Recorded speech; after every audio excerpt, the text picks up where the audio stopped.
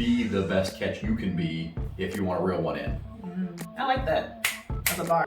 And truthfully, if you are searching in all those areas, you're never going to feel satisfied. So that's something you're going to keep doing. Her hobby is shopping every day, you might have a problem. Or what if his hobby is shopping every day? Let's have an open relationship. That is a big red flag. Don't do that. Hi guys, welcome to my channel. You are tuned in with Cindy and John, my husband. In today's video, we are going to be discussing. We're gonna give them all the tea.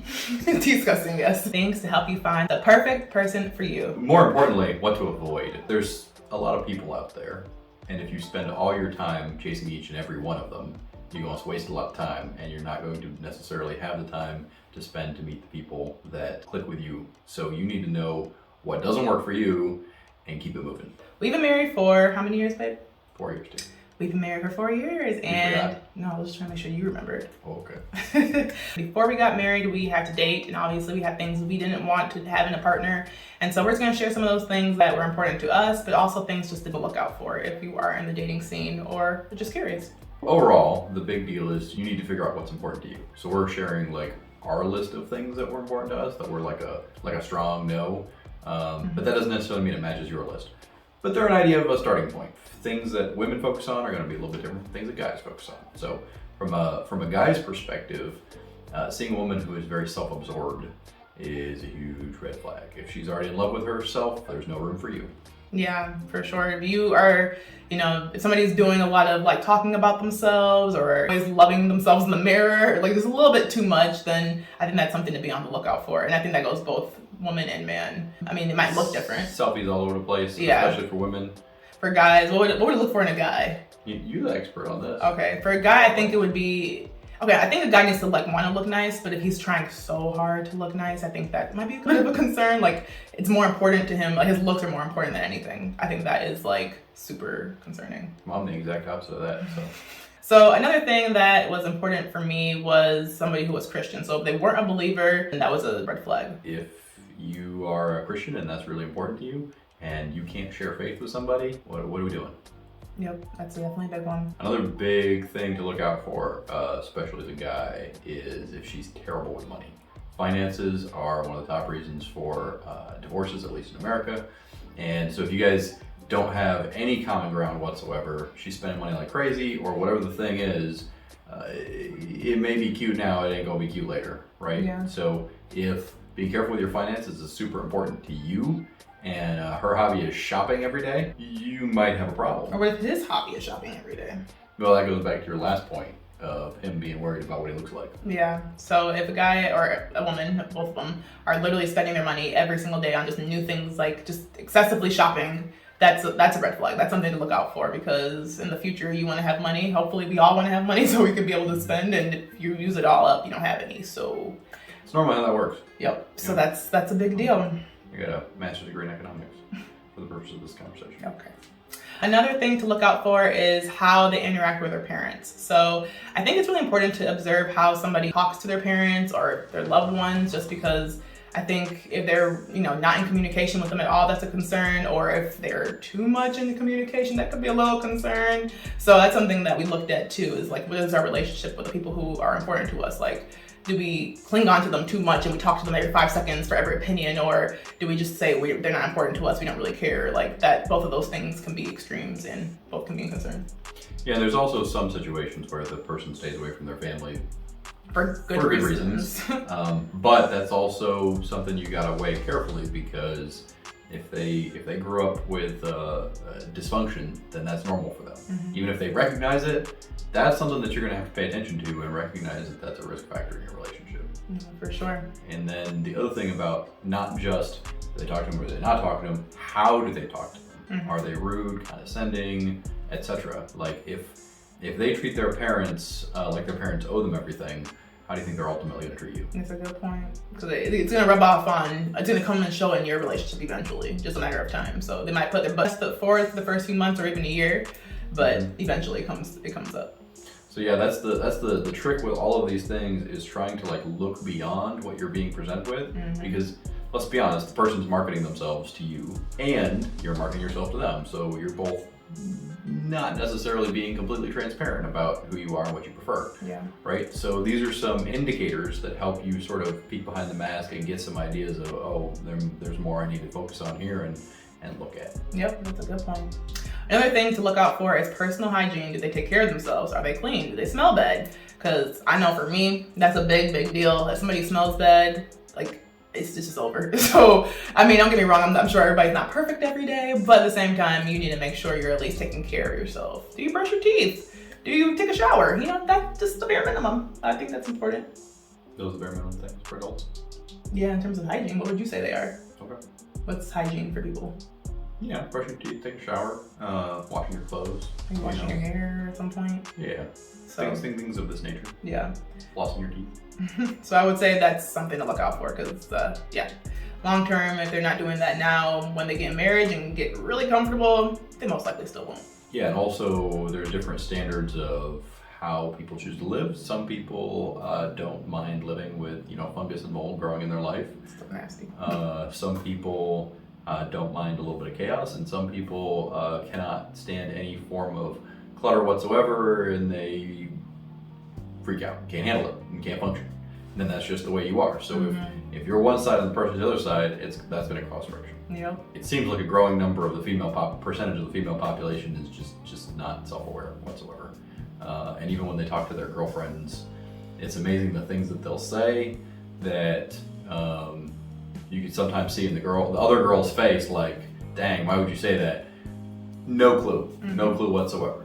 So complete lack of self-awareness and how others perceive you. It may be cute, but it could be a problem. It can be a huge problem, and I'll insert a clip here of somebody who might not be the most self-aware. This man that brought me on a date to Shake Shack, like of all places. Look at him. Bro, you got all the like chains and stuff like that on your neck. Just like that girl, but she might have been wrong. Shake Shack is nothing wrong. And then you order the chicken sandwich and stuff. Like, it's nothing wrong with Shake Shack. Shake Shack is a good spot. You tripping? Really?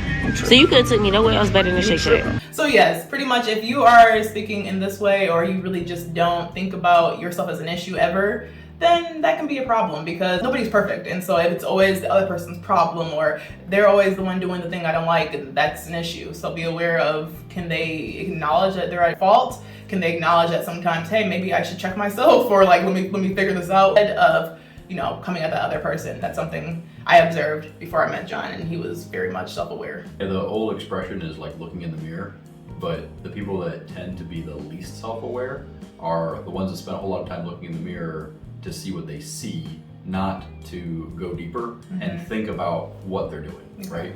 So that whole idea of looking in the mirror, metaphorically, generally those two are directly opposed. Not always, but it's an indicator, something to pay attention to. For sure. And always pay attention to words. So for example, if this person is telling you how they're always the victim in their life and everybody's a problem and they never have a chance and all this other stuff, at some point in time you'll be the problem in their life, right, to somebody else. And so if there's a pattern of behavior there, you should pay attention to it. You should pay attention to their words, and when they tell you who they are and they tell you those things, believe them. So what are your thoughts on people having the same hobbies? Like, do you think somebody who's trying to date somebody needs to have the exact same hobbies and the exact favorite things they like? No. But there should be similarities? You need to be able to spend time with one another, right? So somebody wants to, go to PETA protests and talk about how bad it is to kill animals, and the other person is a big game hunter. I can see there'd be a good conflict there, right? Yeah, so that's true. You need to identify things that might not work for you. Yeah. Right? So there's got to be compatibility. But I think it's good for people to have time that they spend together, but also time to spend apart. So if that doesn't necessarily, excite you, fine, right? As long as it's not something that you see as a huge problem or potential issue in your relationship. That's true. Because it violates your core values. But as long as it doesn't violate your core values and there are things that you're like, oh, okay, well, I mean, I wouldn't pick that, but whatever. Yeah, I agree. And like you said, the biggest red flag in a sense would be if it's something that's really just off the wall, like you can never do. But I think there's actually something to be said about having different hobbies, because you guys can like experiment and learn together with different things. Like there might be something that John enjoys that maybe I didn't even know about in my past, and now I do, and maybe I like it. Or vice versa. So there might be something that you guys can create a common ground on eventually. So that can create chemistry. So I wouldn't say don't knock it completely. At the same time, you need to have some common ground. So for example, Cindy and I like cooking together, and we both like eating a lot. We both like, we're foodies. I think I eat a lot more, but anyway. I mean, probably. Being a good listener is really important. If the person you're talking to can't listen to anything and is the only one ever talking and only sharing what they think and sharing their opinion, then I think that's a concern, because when you guys get into a rebuttal or a discussion, it's just gonna be one-sided and you're gonna feel like your voice is never heard. So that's something to take into consideration. And yeah, I think that would have been a big deal for me had he never ever let me speak or let me, share my opinion on anything, because his voice was the only voice that mattered. That's a style of communication thing. Are you compatible in that regard, right? So if you're a person that just enjoys drama, then maybe that's good for you. But that's not something that Cindy or I enjoy. We are not dramatical, I think it was. Dramatical, yeah. Put in a different video. Yeah. So looking for that compatibility. And so, for example, for me, somebody who is very dramatical, that's a big red flag. That's something that's a no-go for me that somebody else might not care about. Yeah. I agree with that. And also, like, if you're introvert versus extrovert, because I mean, I feel like John and I are similar in that regard. Like, we're both kind of introverts. I've seen couples where it wasn't that big a deal. Where it was like the opposite completely. Very different. Okay. Well, it can work for some people. I just know for us, like, people would say we're different though. That's the thing. So I've had friends that say they think you're an extrovert and I'm an introvert. We're different? Really? Now you tell me. Another big one to look out for. It goes both ways. I've seen it more commonly in females, is an entitlement mindset of people need to do things for you, and yes, they should do this and they should do that and they should do that and they need to take care of me and do this and this and this and this. That gets old. It's if you're in a relationship, you need to be looking for how you can help out the other person and how you can take care of your partner and love them well. Love them well. And so if one side is looking to take and the other side is looking to give, everything's going to wind up on one side, not the other. It just won't be balanced. Yeah, that's a good point. So what's one quality you saw in me when you were dating that made you say, okay, I can see myself with her? You're a very good-natured person. Easygoing, easy to get along with. Like, we had a scenario at a fairgrounds, like fair. It was a fair, yeah. Where we were having a hard time finding each other. And some people lost their minds and got irritated, and Cindy was just like, oh, okay, no problem. Not a big deal. And I was like, wow, okay, that's different. New, nice. I'm glad you liked it, dear. Thank you. Show did. What you got? For you, I would say just your thoughtfulness. You were always very, very thoughtful. John is somebody that will, really think about how can he do something to help somebody else. And that's something I noticed, whether it was me, he did it for me, obviously, but like even a family member. Like, I feel like my parents, even right away, like they need something helped in their house and John's like, oh, I got you, let me go grab this thing. And then he's just doing it really quickly when they didn't even ask. So little things like that, where you just see the person not just kind of talk the talk, but actually like walk it out and do the things that they're saying they do, which is, I think, important to actually observe if you're dating, is to see, are they actually gonna do that in a different scenario, or it's just for me? So the fact that he did it for multiple people was impressive. Thank you. Another thing to be on the lookout for is if the person you're talking to is saying, let's have an open relationship. That is a big red flag. Don't do that. That's not good. That is not something you want in a relationship, because you don't have one. If you're doing that, you literally have nothing, because you're just with multiple people. So it goes both directions, right? If either party is that way. Some girls that I've run across are more tolerant of guys doing stuff. I don't necessarily agree with that, but if you care about a long-term relationship with somebody, then you should care about a long-term relationship with somebody. Yeah, no, totally. And going off that point, being very promiscuous and just kind of like, in general, your lifestyle's like, oh, well, I did this and I did that, and you're proud of that. That could be a concern. It's one thing if like you did something in your past and you regret it, but if you're just like, oh, I'm proud of that, and I can insert a clip here of somebody saying that. I left my boyfriend and I've been traveling for 10 days and I've slept with, wait for it, 22 people. You're disgusting. In that 10 days. My goal was 20 and I just hit 22 this morning. And you're proud of this. Which is another thing. If you see a pattern of behavior, again, I see it more with females than males, but looking for attention and doing all kinds of stuff for the likes, right? And willing to put anything out there for the likes, putting it out there just to get attention, where they're looking for attention from multiple people, and they're looking for that feeling that those people don't care. They're scrolling by. They're there for the wrong reasons. or they're there for the wrong reasons. But they don't care about you, and they're not going to look out for you, and they're not going to take care of your problems, right? I've seen plenty of females trade the feeling of a whole bunch of attention from lots of people who don't care about you and aren't going to look out for you and aren't going to take care of you for the attention from one person that actually is going to go out of their way for you. Yeah. So, you know, what's truthfully in your best interest if you sit down and are self-reflective, which, you know, we were talking about that, not being self-aware, that kind of goes into that. Yeah.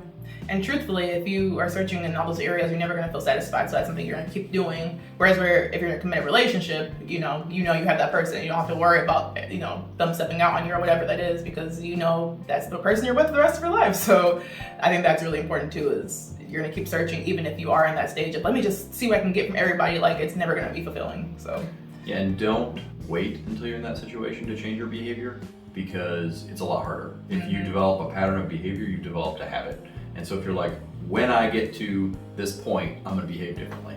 Probably not, because you've been training yourself for years to behave a different way. Practice being the person that you wanna be now. And also, don't expect a person that you're gonna be interested in to have stuff you don't have. Oh yeah, that's a big one. So that's kind of like broadening upon being self-aware. But there's a lot of girls who are like, well, he's got to be 6 foot tall and have this much money, and this, and this. And it's like, okay, girl, what do you have? How tall are you? Literally. Right? Yeah. And so what do you bring to the table when you're expecting all these things? So you need to work on you, be the best catch you can be if you want to reel one in. I like that. That's a bar. Good job, babe. Thank you. All right, well, we hope you guys enjoyed this video. We hope you either found it helpful or just encouraging in any way. If you did, give it a thumbs up and subscribe for more videos from the both of us. Let us know in the comments if there's anything we may have left out. What are red flags for you? Yeah, what is something what's absolutely no way for you? Yeah, exactly.